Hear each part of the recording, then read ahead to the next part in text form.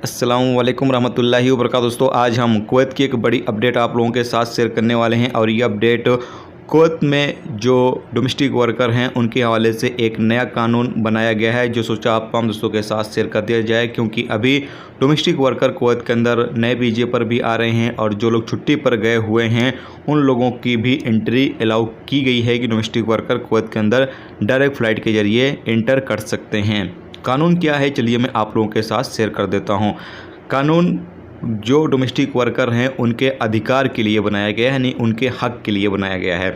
सबसे पहले बताया यह गया है कि जो डोमेस्टिक वर्कर कुवैत के अंदर काम कर रहे हैं या फिर नए वीज़े पर आकर काम करेंगे, उनको टेलीफ़ोन की परमिशन दी जानी चाहिए। काम के दौरान भी वो टेलीफ़ोन इस्तेमाल कर सकते हैं, इसकी परमिशन दी जानी चाहिए। जबकि कफ़ील या स्पॉन्सर और वर्कर के बीच जो ताल्लुकात है वो अच्छे होने चाहिए और कफ़ील या स्पॉन्सर वर्कर से गलत तरीके से बात ना करे, उसकी इज्जत करे, उसकी रिस्पेक्ट करे, इस हवाले से भी कहा गया है।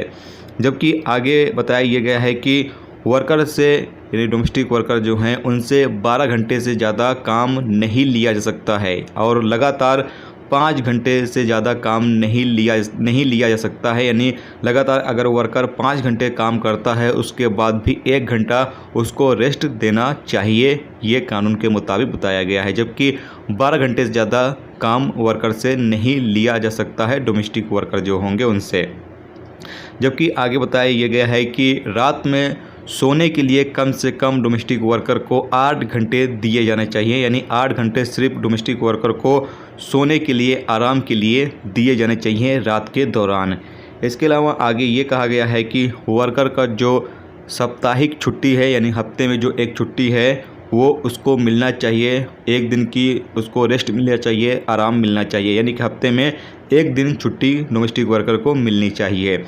आगे बताया यह गया है कि साल में उसका छुट्टी भी लगनी चाहिए, यानी कि जो साल में आपकी छुट्टी है वो भी मिलनी चाहिए। ये भी वर्कर का अधिकार है, यानी अपने देश वापस जाने के लिए साल में आपको छुट्टी मिलने का भी अधिकार दिया गया है।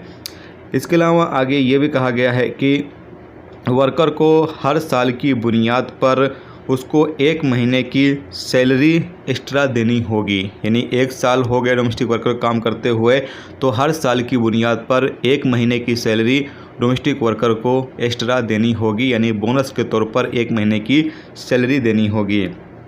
इसके अलावा आगे ये भी कहा गया है कि कफ़ील या स्पॉन्सर वर्कर का कोई भी पहचान कार्ड नहीं रख सकता है। मिसाल के तौर पर पासपोर्ट हो गया या फिर इसी तरीके का कोई भी जो आपका नेशनल प्रूफ है, इंडिया से अगर आप हैं या किसी भी देश से आप हैं, जो आपका उस देश का नेशनल प्रूफ है वो आपका कफ़ील नहीं रख सकता है। या फिर जो आपका खुद का कुवैत का इकामा होगा वो भी कफ़ील या स्पॉन्सर आपका नहीं रख सकता है।